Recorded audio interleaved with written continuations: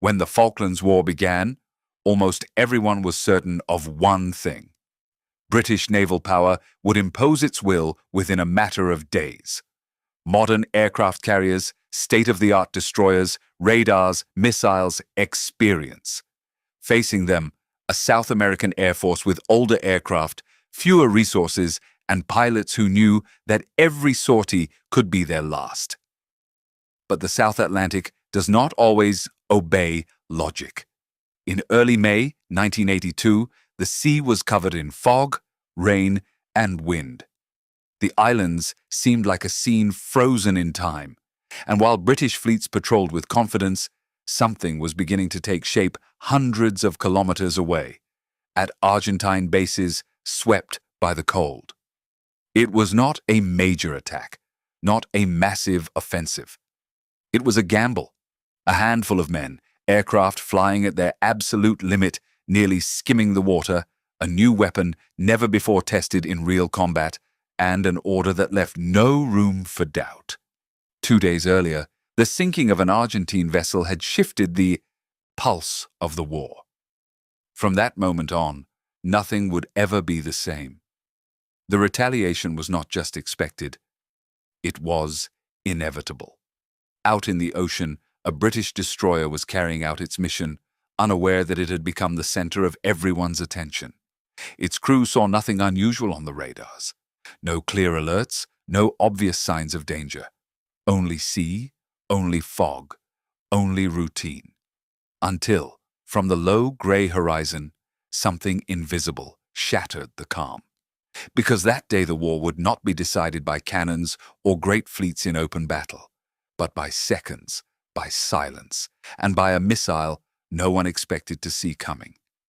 This is the story of the attack that proved that even in an unequal war, surprise can be more lethal than superiority, and how in the South Atlantic, a single strike was enough to change everything. May 1982. The South Atlantic offered no respite. The wind lashed the surface of the water with constant violence, and a thick fog reduced visibility to just a few hundred meters. For the British fleet, that was a problem, but also, under normal conditions, an advantage. Their radar and detection systems gave them near absolute superiority in that kind of weather. Yet everything was becoming uncertain. 2 days earlier, the sinking of an Argentine vessel had shaken the war like a hammer blow, not only because of the lives lost, but because it had made clear that limits, zones, and warnings could be broken without notice. In Buenos Aires and at bases across the south of the country, the message was understood immediately. The response would not be symbolic. It would be direct. While British ships continued patrolling around the archipelago, confident in their naval might, Argentine systems began listening to the ocean. They were not looking for images. They were listening for sounds, strange echoes, signals that did not belong to the sea. And they appeared. South of the islands, several acoustic signatures betrayed the presence of an enemy naval group. They were not close to the coast. They were not engaged in combat. They were carrying out their mission routinely. Among them was a modern destroyer that had joined the British Navy in the early 1970s. Its role was vital, to protect the aircraft carriers that sustained the entire operation. On the surface, nothing seemed capable of threatening it. Visibility was poor. The weather was hostile. Radars were functioning, though not at full capacity, and the fleet's attention was more focused on a different threat: submarines. It was then that a quiet decision was made. From Argentine mainland territory, a veteran reconnaissance aircraft took off, almost anachronistic by the standards of the time. A plane designed decades earlier, slow, large, vulnerable. Its mission was not to attack, but to see without being seen. It flew high, then low, then climbed again, until just before 9 in the morning, its radar picked up something unmistakable. 3 enemy vessels sailing together, separated but coordinated like pieces of the same mechanism. It did not get any closer. It did not need to. The information traveled fast, far too fast for those at sea who had no idea. Within minutes, at a windswept base at the southern tip of the continent, 2 attack aircraft began to prepare. They were not many. They were not new, but they carried something that had never before been tested in real combat. A missile designed to seek out its target on its own, to fly low, to strike without warning. The pilots received the order without speeches, without rallying cries. They knew what it meant. They knew that if anything went wrong, there would be no second chance. Mid-morning, they took off. They flew eastward, nearly grazing the water at such a low altitude that the sea seemed to rise up to meet them. Radio contact was forbidden. No words, no mistakes. Hundreds of kilometers away, the British destroyer continued its patrol. Its crew did not know it had been marked, nor that the sea that morning was about to change its mood. The sea was so close, it felt like a wall. The 2 Argentine aircraft advanced at extremely low altitude, following the curve of the ocean as if they were part of it. At that speed, less than 30 meters above the water, any error meant disappearing without a trace. But that was precisely the point. To not exist for the enemy's radars. The pilots did not speak. They could not. The radios remained in absolute silence. The only communication was visual. Brief gestures, calculated movements, a choreography rehearsed only in simulations, and training exercises that had never gone this far. Above them, low clouds and fog worked in their favor. Below, the sea concealed their radar signature. More than 100 kilometers away, British ships continued patrolling. Their electronic systems swept the sky, searching for high, fast threats. Modern aircraft, obvious attacks. No one expected a strike coming in so low, so late, so precise. The Argentine reconnaissance aircraft, still hidden, maintained indirect contact. It was not guiding the attack in real time, but it had done enough. Locate the enemy and disappear before being detected. The attack planes continued advancing for long minutes that felt like hours. Fuel was tight. There was no margin for detours or major corrections. Every kilometer counted. As they drew closer, the pilots activated their systems. For the first time since takeoff, the onboard radars briefly switched on, just long enough to search and find. A signal appeared on the screens. Steady, clear, unmistakably clear. The target was there. One of the vessels stood out from the rest, not by size, but by position. Further forward, more exposed, fulfilling its escort role, unaware that doing so made it the ideal target. The pilots climbed just a few meters, only what was necessary. That minimal but critical movement made them visible for seconds. Seconds that could be lethal if British radars reacted in time. But they did not. Inside the aircraft, a light confirmed the system was ready. The missiles hanging under the wings had acquired the target. From that moment on, they no longer depended on the pilot. They would seek out the ship's signal on their own. This was the decisive moment. There was no room for doubt, no turning back. At a range never before used in real combat, the pilots pressed the launch command. One, then the other. The missiles detached and briefly dropped, as if about to plunge into the ocean. Then their engines ignited, and they began to fly at wave-top height, almost touching the swells, invisible, unstoppable. The Argentine aircraft did not stay to watch. They immediately banked away, descended again, and returned at full speed toward their own territory. If they stayed, they would die. Their mission was already complete, or it had failed. There was no way to know. Out at sea, aboard the British destroyer, The routine shattered all at once. First came a confused alert, then a late signal. Then the shout, "Missile!" Men ran. Some took cover. Others stood frozen, watching a white trail advancing too fast to react to. There was no time for complex maneuvers, no time to defend. Only seconds. The impact came from starboard. A sharp blow, then fire, then smoke. The missile penetrated the hull and detonated inside. The explosion was not the worst of it. What came after was fires impossible to control, systems knocked out, black smoke invading every compartment. The ship was mortally wounded. Kilometers away, flying home, the Argentine pilots still knew nothing. They were not celebrating, not talking, not assuming, just flying. Because in war, even when everything goes right, certainty always arrives late. The impact was unlike anything the crew had trained for. Aboard the British destroyer, the explosion shook the hull as if the sea had struck with a giant fist. For an instant, no one understood what had happened.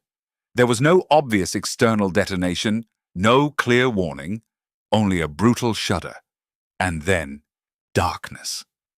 The missile had penetrated deep before detonating.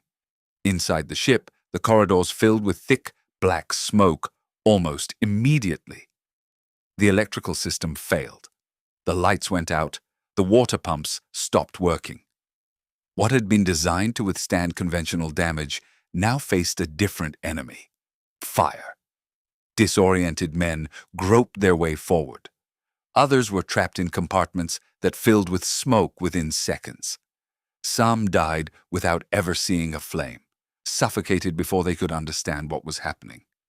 On the bridge, officers tried to assess the situation, but information came in fragments. It was not clear where the attack had come from. Some believed it was a submarine. Others spoke of a plane no one had seen. The problem was the same. The ship could no longer defend itself. The fire hoses had no pressure. The automatic systems were not responding. The heat rose. The fire advanced unopposed, fed by cables, paint, and fuel. Meanwhile, the other British vessels reacted blindly. One of them dropped depth charges against a non-existent enemy beneath the water. Another maneuvered in search of an aerial threat that had already gone. Confusion reigned for critical minutes. Minutes the destroyer did not have. Inside, sailors fought to survive. Some managed to seal hatches, isolating sections from the fire. Others evacuated wounded crewmates, dragging them across tilted, slippery decks. But the smoke was relentless. The ship was still afloat, but it was dying from within. 5 hours passed. 5 hours of desperate attempts to save it. 5 hours in which the fire never fully relented. In the end, the captain made the only decision possible: abandon ship. Survivors began to emerge, some on rafts, others rescued by nearby vessels. The sea was cold, the wind was no help, but they were alive. The toll was devastating. Dozens wounded and more than 20 dead. The destroyer was towed out of the combat zone in hopes of saving it, but the damage was too severe. Days later, the hull could hold out no longer and sank slowly into the freezing waters of the South Atlantic. It was the first British warship destroyed by a missile since the end of World War II. Hundreds of kilometers away, already on the ground, the Argentine pilots learned of the outcome many hours later. They did not find out upon returning. They did not celebrate in the air. Confirmation came by radio, through official communiques, through a news report read with disbelief. They had achieved the impossible, with inferior aircraft, with a single opportunity, with a weapon never before tested in combat. The balance of the war had shifted, and the sea had chosen to remember. The news did not arrive as a shout of victory. It arrived as a heavy silence. At Argentine bases, confirmation took hours. Too many. During that time, no one knew whether the missiles had missed, whether they had been intercepted, whether the enemy aircraft had managed to evade them at the last second. The pilots returned without celebrations, without embraces, without unnecessary words. They had completed the mission. That was all. When it was finally confirmed that the British destroyer was out of action, the reaction was not euphoria. It was something difficult to describe: relief, disbelief, and a new certainty that was beginning to take shape. They were not untouchable. For the first time since the start of the conflict, the British fleet understood that the ocean was no longer a safe space, that the low sky, the place radars ignored, could hide the most dangerous threat. Procedures changed immediately. Greater distance between ships, more aerial surveillance, more tension on every watch. The fear was not visible, but it was there. On the Argentine side, the attack became something more than a tactical success. It was a proof of concept, a demonstration that boldness, well calculated, could break the logic of an unequal war, that a precise strike could weigh more than tons of steel. But no one deceived themselves. The war had not ended. It had not even tilted decisively. The sea remained hostile, the enemy remained powerful, and every air sortie remained a bet against the odds. Even so, something had changed forever. From that day on, every British ship sailed knowing it could be watched without seeing the watcher. Every commander understood that not all attacks came with warning, and every sailor knew that in the South Atlantic, danger could appear from below, from afar, and without a sound. The sinking of the destroyer was not just a material loss, it was a message, a brutal reminder that modern war is no longer decided solely by the size of fleets, but by the ability to strike first and disappear. From that point forward, nothing would be the same. Not for those patrolling the sea, not for those flying at wave-top height, not for a war that had just discovered how much more fragile its balance was than it appeared. What you just heard is not the key moment. That comes afterward, when the silence breaks and there is no going back. Subscribe and stay with us, because what follows explains why this episode still makes many people uncomfortable. The South Atlantic holds no visible memories. There are no crosses, no floating debris, no markers to indicate where a vessel ceased to exist. But since that day, something has hung suspended in those waters. The sinking of the British destroyer was not merely a military loss. It was a psychological blow that spread faster than any official communique. Aboard the ships that continued patrolling, watches grew longer, glances toward the horizon more frequent, the silence on the bridges more dense. They now knew that danger did not always announce itself, that it could come low, hidden by the curvature of the sea, that it could arrive without time to react, that it could be guided by men who knew exactly when to risk everything. For the Argentines, the attack did not immediately become a story of glory. There were no parades, no public celebrations. Most of the pilots returned to their duties knowing that the next flight could be their last. Success did not guarantee survival. It only proved that success was possible. And in an unequal war, that was already enough. In the days that followed, both sides adjusted their strategies. The British reinforced defenses, changed patterns, increased distances. The Argentines understood that the element of surprise was a limited resource, something that only worked once. The missile that had struck would not strike the same way again, but its effect persisted. Because from that moment on, every ship that crossed the South Atlantic did so with an uncomfortable certainty. The most advanced technology could fail, confidence could be lethal, and an underestimated adversary could write the next page of history. The sea returned to its routine. The waves kept striking the hulls. The war continued, but the balance was no longer the same. And at some invisible point in the ocean, where the fire went out and the steel gave way, the proof remained that even in the most unequal of conflicts, a single blow can change everything. After the sinking, the war entered a different phase, not more confident, not more predictable, but more tense. On British command bridges, the name of the sunken ship was no longer spoken aloud.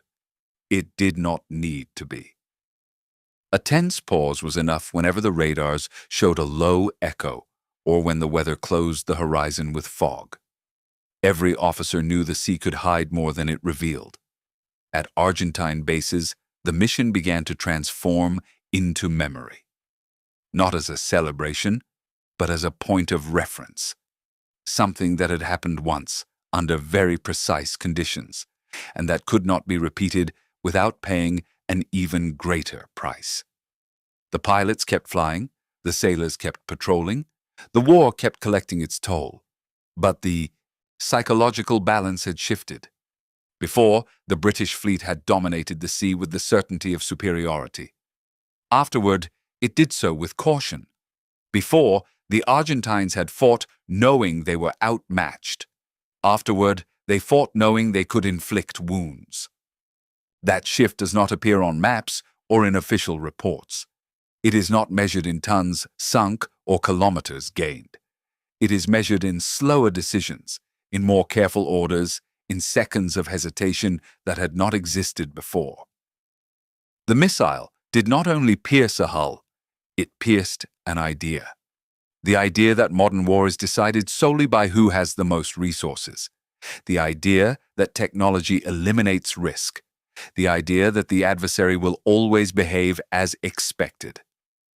In the South Atlantic, that idea sank alongside the steel. Years later, when the war had become history rather than present, the episode would continue to be studied, analyzed in academies, debated in books, remembered with solemnity by some, and with silence by others. But for those who were there, for those who flew beneath the clouds or walked through smoke and fire on the deck, the memory was not academic. It was visceral. The sound of the impact, the smell of the fire, the certainty that everything can change in seconds. Because in the end, beyond flags and disputes, that day left behind a lesson no manual can erase. In war, surprise is a weapon, and when used just once, its echo can last forever. As the years passed, the episode moved out of the urgency of the war and into another territory, memory. It was not a great naval battle, not a prolonged engagement, not a decisive victory in itself. It was something more uncomfortable. A reminder. The sinking of the British destroyer was recorded as a turning point, not for its immediate strategic impact, but for what it forced everyone to reconsider. From that moment on, no modern fleet ever again completely ignored the threat that could come flying low, nearly invisible, exploiting human error and overconfidence. For Argentina, the attack became one of the most studied actions of the war, not for its spectacle, but for its precision. Everything had depended on a handful of factors: adverse weather, early detection, a quick decision, and men, willing to execute a mission with no margin for error. For the United Kingdom, it was a wound difficult to absorb. The loss was not only material or human, it was doctrinal. It demonstrated that even a highly trained navy could be left exposed for seconds, and that those seconds were enough. The sea closed over the wreck. Operations continued. The war ran its course to its final outcome. But the echo remained. Decades later, whenever the Falklands War is discussed, that day appears inevitably. Not always in the same words, not always from the same point of view, but always with the same silent conclusion. Modern war does not forgive excessive confidence, nor the underestimation of an adversary, nor mistakes that last only an instant. In the South Atlantic, a missile proved that superiority is not synonymous with invulnerability. that technology, without attention and discipline, can fail, and that sometimes a single blow is enough to change the way everyone looks at the sea again. Because there are events that do not win wars, but redefine them. And that day, amid fog, waves, and silence, the ocean taught a lesson no one forgot. With time, the war ended. The weapons fell silent. The ships returned to port. The islands fell quiet. But May 4th, 1982, did not dissolve with the end of the conflict. It stayed. For many British sailors, that day marked the exact moment when the war stopped being a controlled operation and became real, unpredictable, dangerous on every watch. The memory of black smoke rising over the frozen sea was etched in as a permanent warning. For the Argentine pilots, the mission became something rarely spoken of with great eloquence. It was not a tale of glory, but of absolute concentration, of seconds measured with surgical precision, of decisions made knowing there would be no second chance. No one truly won that day. There were dead. There were wounded. There were families who received news that should never have had to come. But history recorded something deeper than a sinking. It recorded the moment when an unequal war revealed its crack, the instant when surprise defeated confidence, the second when the sea made clear that it belongs to no one. Years later, analysts, historians, and military officers would continue studying that attack. Diagrams, simulations, technical reports. But none of them can fully capture what actually happened. Because war is not decided by blueprints or statistics alone. It is decided by men staring at blurry screens, by pilots flying at the edge of the water, by crews reacting when it is almost too late. The sinking of the ship was not the end of the Falklands War, but it was a before and after. From then on, every fleet navigating hostile seas would remember that superiority does not guarantee safety, and that sometimes a single moment of audacity is enough to alter the course of a much larger story. The ocean closed again. The waves resumed their eternal rhythm. But what happened that day was written into the sea as a warning that still floats in silence to this day. As the years went by, the wreck disappeared beneath the South Atlantic. The steel was covered in salt. The fire gave way to cold. The sea did what it always does, erase the visible traces. But it could not erase the meaning. That attack was not remembered only because of a missile or a sinking or a tactical shift. It was remembered because it demonstrated something no great power wants to admit: that even absolute dominance can shatter in seconds. No great fleet was needed, no prolonged engagement. All it took was a decision, adverse weather, and men willing to carry out a mission knowing the return was not guaranteed. The South Atlantic returned to its usual silence. The islands were left behind. The war passed into the history books. But every time a modern warship sails with confidence, every time a radar sweeps the horizon believing it sees everything, every time someone underestimates an adversary, the story of May 4th, 1982 makes itself present again. Not as a shout, not as a celebration, but as a warning. Because there are moments when history does not change through brute force, but through audacity, precision, and silence. And that day, in the midst of the fog and the frozen sea, the ocean made something clear that still resonates. In war, no one is untouchable. If this story kept you here until the end, it is because there are many more that deserve to be told. Subscribe and join us as we rescue real episodes where courage, silence, and a single decision changed history.